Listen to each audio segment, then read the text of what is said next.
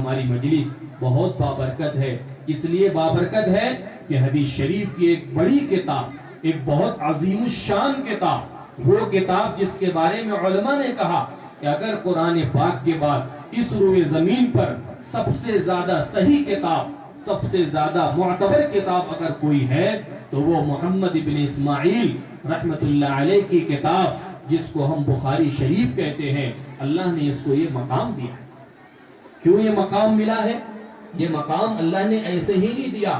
دنیا میں حدیث کی بہت کتابیں ہیں اور وہ سب اپنی جگہ قابل اعتبار اور لائق احترام ہیں، لیکن اللہ نے اس کتاب کو ساری دنیا میں جو یہ مقام و مرتبہ دیا ہے، یہ لکھنے والے کی قربانی کی وجہ سے۔ کیسی قربانی؟ لکھا ہے لکھنے والوں نے، امام بخاری رحمت اللہ علیہ نے اپنی کتاب صحیح بخاری میں 7475 حدیثیں بقول ابن الصلاح رحمت اللہ علیہ کے اور بقول حافظ ابن حجر 9082 حدیثیں بخاری شریف میں لکھی ہے۔ کہا کہ کوئی حدیث نہیں لکھی مگر اس سے پہلے آب زمزم سے غسل کرتے تھے، 2 رکعت نماز پڑھتے تھے اور اللہ سے استخارہ کرتے تھے، اے اللہ یہ روایت یہ قابل اعتبار ہے یا نہیں ہے، کہیں اس میں کوئی بات ملاوٹ کی تو نہیں ہے، اور پھر پورے اطمینان کے بعد اس کو اپنی کتاب میں لکھتے تھے۔ ایسے 13 سال یا 16 سال کی محنت میں 6 لاکھ حدیثوں میں سے جمع کر کے یہ چند ہزار حدیثیں امام بخاری رحمت اللہ علیہ نے اپنی کتاب میں جمع کی ہے۔ ان کی اس قربانی کی وجہ سے اللہ نے اس کتاب کو وہ مقام عطا فرمایا ہے کہ شاہ عبدالعزیز محدث دہلوی رحمت اللہ علیہ فرمایا کرتے تھے، اکابرین کا مجرب عمل رہا ہے، کسی بھی مصیبت کے وقت ختم بخاری کا اہتمام کیا کرتے تھے۔ ابن کثیر رحمت اللہ علیہ فرماتے تھے، ہم نے 12 قحط کے زمانے میں بخاری کا ختم کیا ہے اور اس کو اپنے لیے مجرب بنایا ہے۔ حضرت شیخ الحدیث مولانا زکریا صاحب رحمت اللہ علیہ نے لامع الدراری شرح بخاری میں لکھا ہے کہ 120 مقاصد کے لیے بزرگوں نے بخاری شریف کو ختم کیا ہے، اللہ نے ان کو سارے مقاصد میں کامیابی عطا فرمائی۔ اتنی محترم بالشان کتاب، اتنی عظیم الشان کتاب، آج ہمارے جو خوش نصیب طالبات ہیں انہوں نے پورے سال کی محنت کے ذریعے سے اس کتاب کو جو ہے وہ مکمل کیا ہے، اب وہ جو ہے عالمہ بن رہی ہے، بہت قابل مبارکباد ہے۔ جتنی مبارکبادی دی جائے ان کے لیے کم ہے، اصل اکرام تو اللہ کے یہاں ہے، اصل اعزاز تو اللہ کے یہاں ہے۔ ان کے والدین بھی قابل احترام ہیں، ان کے گھر والے، ان کے رشتہ دار وہ لائق مبارکباد ہیں، انہوں نے اپنی اولادوں کے لیے اتنے بہترین علم کا انتظام کیا۔ آج وہ یہاں تک پہنچی ہے کہ انہوں نے اصح الکتب بعد کتاب اللہ بخاری شریف کا اختتام کیا اور زمرہ علماء میں اور علماء کی اور عالمات کی فہرست میں اپنے آپ کو شامل کیا۔ یہ بہت قابل مبارکباد ہے۔ ہم ادارے کے لیے ان کے جو پڑھانے والیاں ہیں، ان کے جو معاونین ہیں اور جتنے بھی خیر خواہ ہیں وہ سب مبارکبادی کے لائق ہیں۔ سب کے تعاون کے ذریعے سے ان 18 بچیوں نے عالمہ کا کورس مکمل کیا، بخاری شریف کی تکمیل ہوئی ہے۔ یہ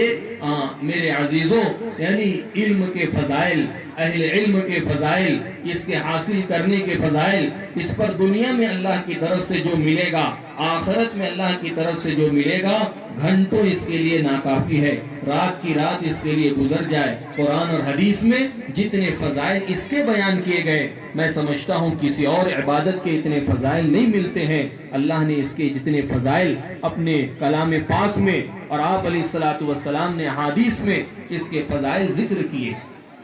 اس لیے ہم جو یہاں پر تشریف لائے ہیں اس پروگرام میں، ہم یہاں سے کچھ لے کر کے جائیں۔ ہر سال یہ جلسہ ہوتا ہے، ختم بخاری ہوتی ہے، ہم شریک ہو جاتے ہیں اور دعا ہو جاتی ہے، اپنے گھروں کو روانہ ہو جاتے ہیں۔ ہمارا عمل رسمی نہ بنے، یہ کوئی رسم نہیں ہے، اس کو بدعت نہیں بنائیں گے، اس کو کوئی رسم رواج نہیں بنائیں گے کہ بھئی سال کے آخر کا یہ ایک عمل ہے اور یہ ہوتا ہے، نہیں، ایک مقصد لے کر کے بیٹھنا ہے۔ امام بخاری رحمت اللہ علیہ نے کیا وجہ ہے سب سے آخر میں جو حدیث ذکر کی ہے، اتنی عظیم الشان، فرمایا کہ 2 کلمے اللہ کو انتہائی محبوب ہیں، زبان پر انتہائی ہلکے ہیں، عمل کے ترازو میں انتہائی بھاری ہیں۔ فرمایا وہ سبحان اللہ و بحمدہ سبحان اللہ العظیم ہے۔ ترمذی شریف کی حدیث ہے، جو بندہ دن میں 100 مرتبہ ان کلمات کو پڑھ لے، آپ علیہ السلام نے فرمایا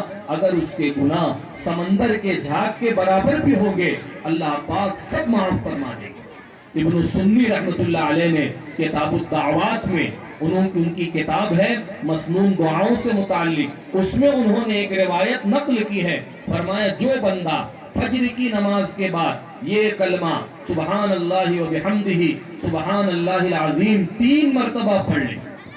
فجر کی نماز کے بعد جو بندہ 3 مرتبہ ان کلمات کو پڑھ لے، اللہ پاک 4 بڑی بڑی بیماریوں سے اس کو محفوظ کر دیں گے۔ اس کو کبھی سفید داغ کی بیماری نہیں ہوگی، اس کو کبھی کوڑ کی بیماری نہیں ہوگی، اس کو کبھی برس کی بیماری نہیں ہوگی، اور وہ بندہ کبھی دیوانہ، پاگل اور مجنون نہیں ہوگا۔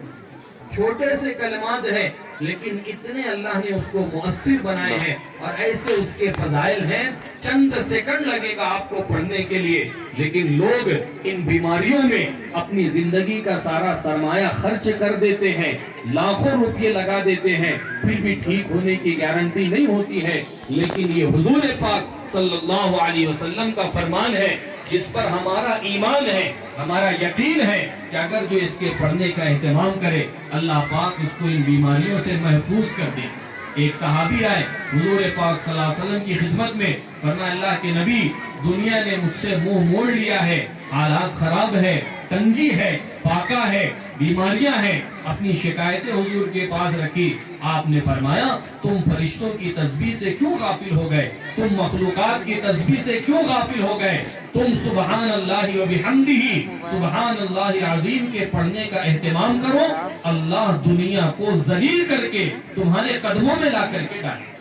علماء نے کئی روایتیں ان کلمات کی، سبحان اللہ و بحمدہ سبحان اللہ العظیم، اس کے بڑے فضائل احادیث میں ذکر کیے ہیں۔ ہم یہ بارہا سنتے ہیں، ہم ان کو لے کر کے جائیں، ان کو اپنے عمل میں لائیں، ان کو اپنی زندگی میں لائیں۔ اگر ایک عمل بھی ہماری اپنی زندگی میں آ جاتا ہے، میرے عزیزوں اور دینی مائیں بہنیں، ہمارا یہاں شریک ہونا، ہمارا یہاں جمع ہونا وصول ہو جائے گا اور قیمتی بن جائے گا۔ اگر ہم یہاں سے کچھ لے کر کے جائیں گے، پتہ نہیں اللہ نے زندگی کتنی رکھی ہے، کتنے دن کتنے سیکنڈ ہمارا اس دنیا میں رہنا ہے۔ اللہ نے جس مقصد کے لیے بھیجا ہے، ہماری نظر اس مقصد پر رہنا چاہیے۔